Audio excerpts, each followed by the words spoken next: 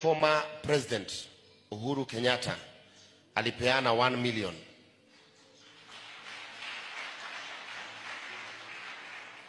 Former Deputy President alipeana 300,000.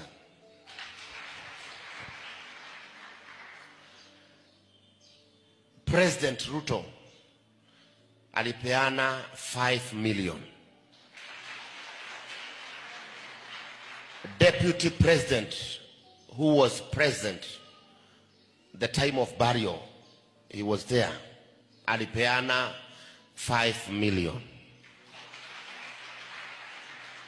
Member of Parliaments, more than 30, walipeana almost 100,000. Opposition leaders all were there. So na pia wale watu wa kanisani walipeana 100, 200, 300. Kuna group ambayo imetengenezwa ya WhatsApp, ambayo ukitaka uwekwe kwa hiyo group ya WhatsApp unaweza wekwa. We have a WhatsApp group where watu wanachanga michango yao hapo.